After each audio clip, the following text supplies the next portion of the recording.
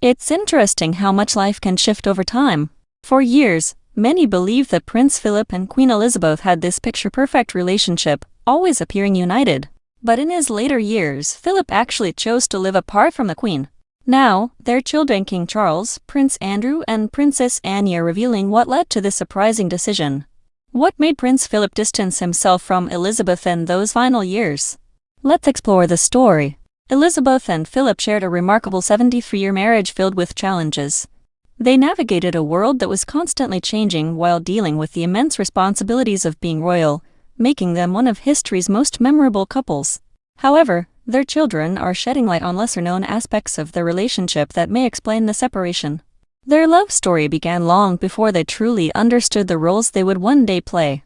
They first met at a wedding in 1934, when Philip's cousin married Elizabeth's uncle, but it wasn't until 5 years later, when Elizabeth was 13, that she truly fell for the charming Philip during a visit to the Royal Naval College. He caught her attention by leaping over tennis nets, making quite an impression.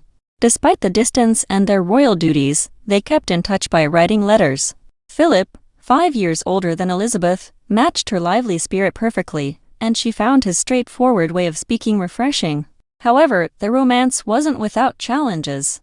Philip came from Greek and Danish royalty but faced hardship after being exiled from Greece as a child. Some members of the British royal family and the government thought he wasn't suitable for Elizabeth, as he lacked wealth and strong connections. Despite these doubts, Elizabeth was determined, and in 1946, Philip proposed. They kept their engagement secret until after her 21st birthday. Those close to them say that Elizabeth was quite infatuated with Philip. What came next must have been tough for her. Philip, resolute in his decision, disregarded any objections. This marked the beginning of a love story that would go down in history. They married on November 20th, 1947, at Westminster Abbey in a grand ceremony that lifted the spirits of post-war Britain. It was also the first royal wedding to be televised, capturing the attention of millions. To be by Elizabeth's side, Philip gave up his Greek and Danish royal titles, becoming the Duke of Edinburgh and adopting an English version of his family name, Mountbatten. Their wedding symbolized hope for a country recovering from World War II.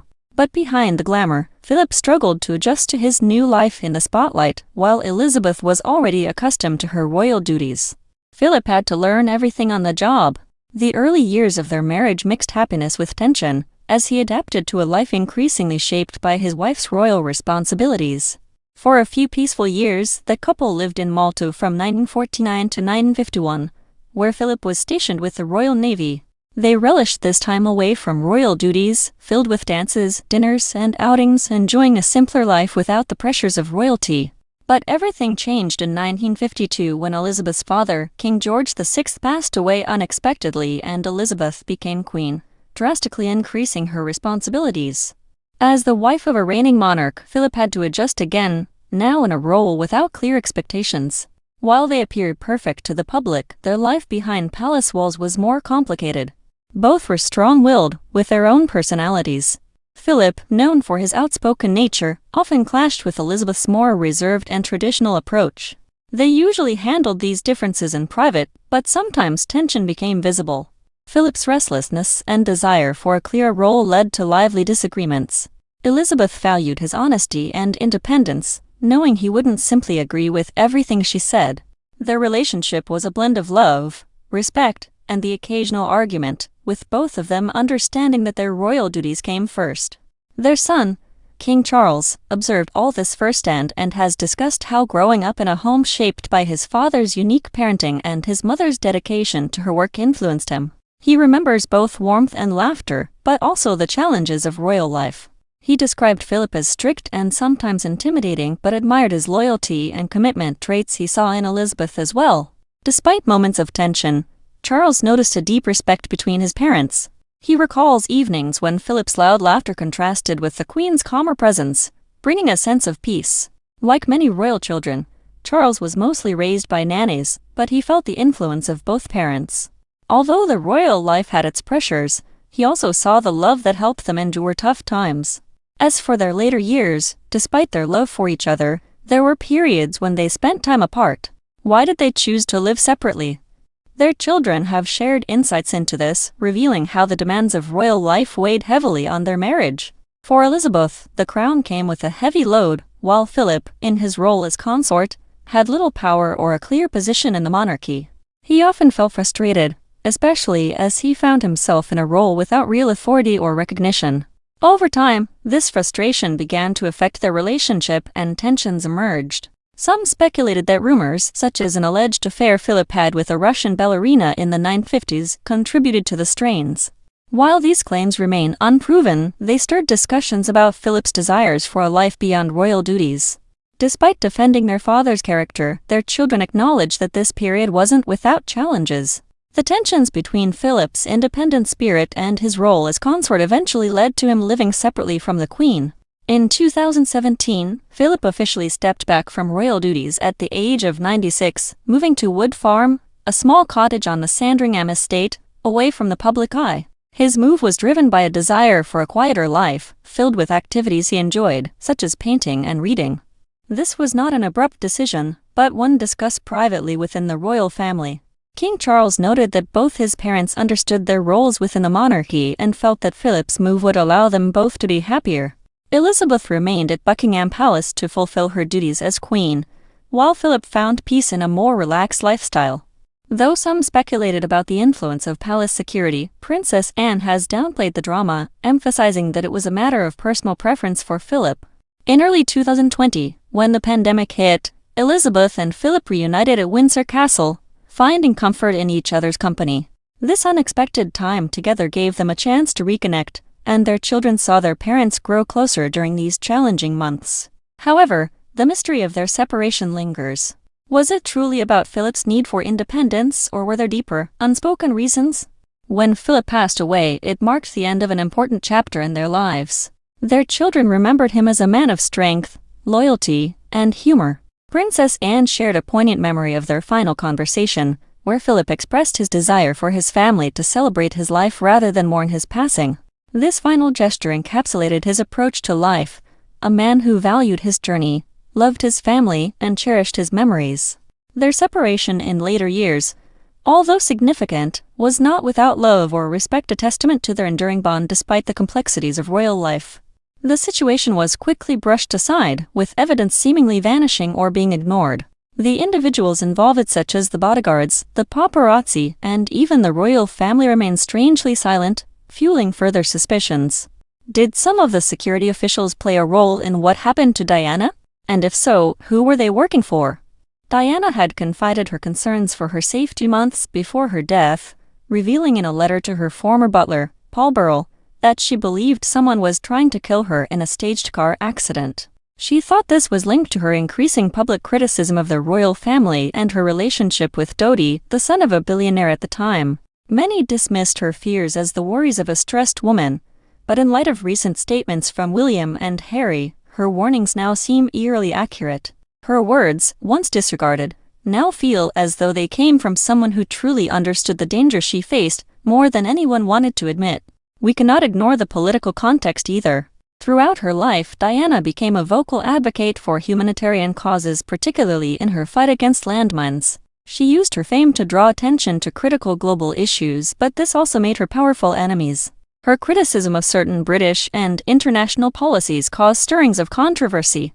Additionally, her growing relationship with Dodi, especially among conservative circles in Britain, raised questions, particularly regarding the potential ramifications of her marrying a Muslim man from an influential Egyptian family. With recent statements from Prince William and Prince Harry suggesting foul play in her death, the situation becomes even more complicated. The narrative of Diana as merely a victim of a tragic accident no longer seems plausible. We must now entertain the unsettling possibility that her death was planned by someone who saw her influence as a threat. By hinting that their mother's death might have been an inside job, William and Harry have sparked a larger conversation about the British monarchy and the power it wields. What does this reveal about the lengths some might go to in order to maintain control? And if Diana, one of the most beloved figures of the 20th century, wasn't safe, who else could be in danger? This also forces us to rethink the monarchy's current role in society. For decades, the British royal family has symbolized stability, admired by many and thought to be above politics. However, if members of the royal family were involved in silencing Diana, what does that mean for everything? The suggestion that the monarchy might have been involved in such a dark scheme could seriously damage public trust, bringing tough questions about power, privilege, and accountability. Let's not forget that Diana's death was not just a loss for Britain, it affected people worldwide. The images of her funeral, especially those of young William and Harry walking behind her coffin, are etched into our memories.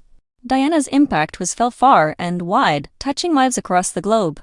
What does her story reveal about the hidden truths beneath the surface of power? People all over the UK and the world watched in disbelief as the details of Diana's death emerged. Now, with William and Harry suggesting there might be more to the story than initially thought, this has reignited the conversation about who is truly responsible for her untimely demise. For many, the news from William and Harry is both a relief and a discomforting revelation. On the one hand, those who had long suspected there was more to her death feel vindicated, but on the other, it raises serious questions. If Diana was indeed the target of a secret plot, justice has yet to be served, and the truth has been concealed for years. Trust in institutions had already suffered from multiple scandals, and this could leave a bigger dent. When William and Harry decided to speak out, it marked an important moment in their lives. Losing their mother has always been painful for them, and that loss has shaped their existence in countless ways.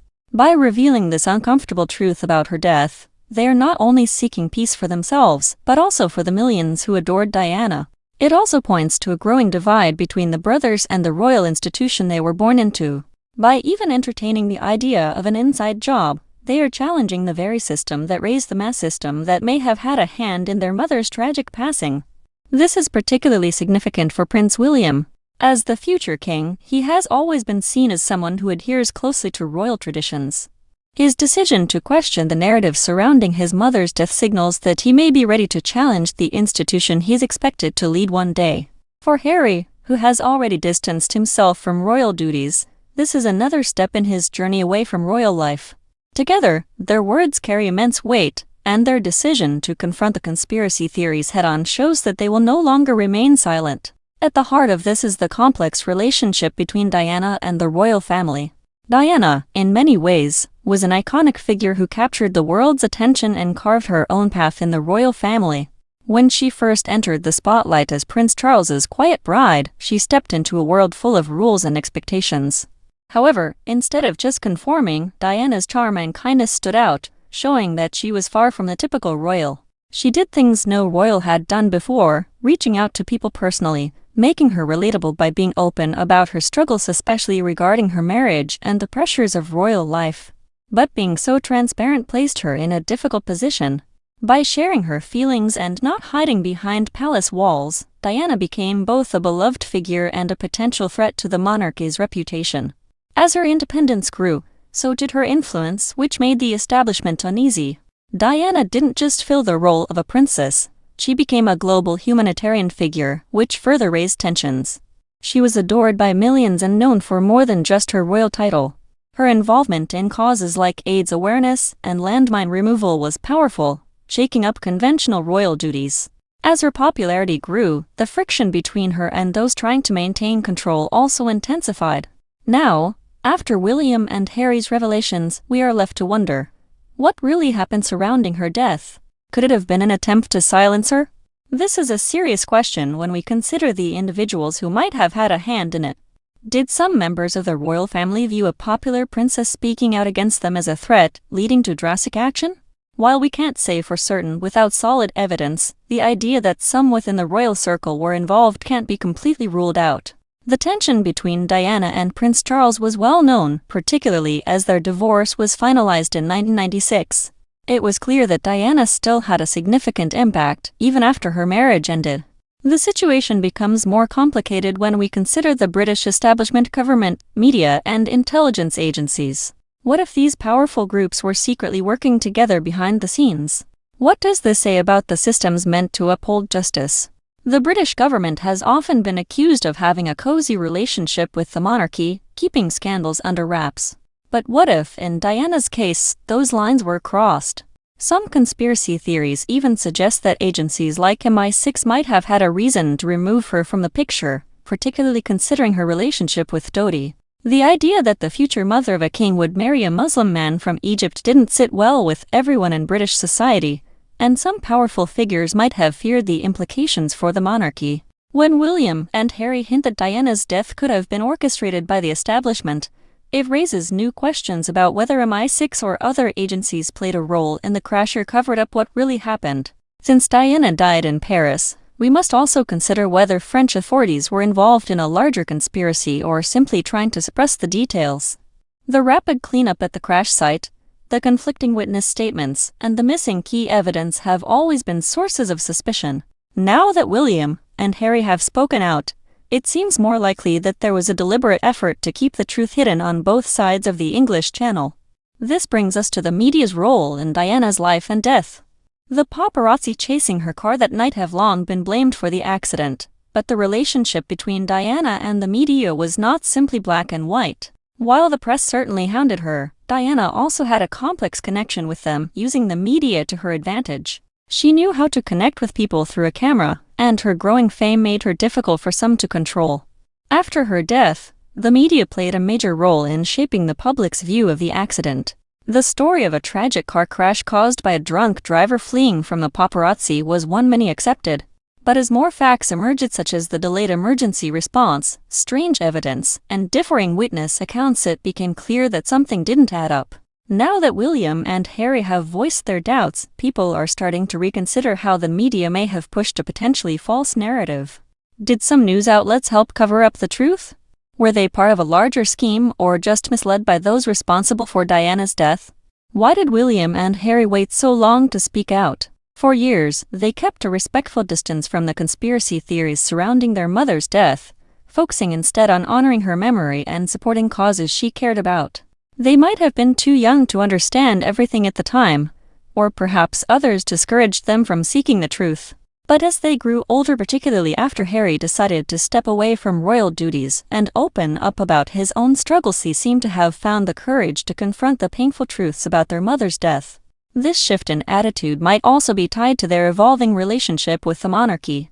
For Harry, who has been vocal about the pressures and problems within the royal family, suggesting that his mother's death could have been an inside job fits with his narrative of feeling betrayed. He has already criticized how the media and royal family failed to protect them from constant scrutiny, and by discussing the theories surrounding Diana's death, he's pushing back against the system that has hurt him.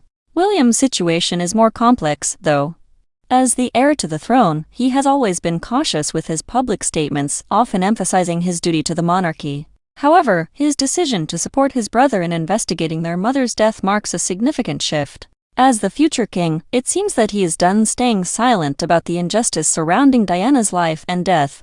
Perhaps he believes that in order to move forward, they must face the truth head-on. This moment from William and Harry might also signal a change in the royal family as younger members take on more responsibilities. They may be striving to modernize the monarchy, advocating for greater transparency and accountability. By directly addressing the conspiracy theories, William and Harry are demonstrating that the royal family can no longer rely on secrecy and silence. In a world dominated by social media, people expect leaders to be more open, and this could mark a step toward reshaping how the royal family is perceived. But what happens if further evidence emerges to support William and Harry's claims? It could lead to renewed calls for a full investigation into Diana's death. The original inquest, concluded in 2008, determined that the crash was an accident. But with new insights coming from those closest to Diana, many are now questioning whether that conclusion is enough. Could we be looking at a new chapter in the long history of royal scandals, where secrets are finally brought to light? This is a story far from over, and the public is now more determined than ever to uncover the truth behind the tragic death of Princess Diana.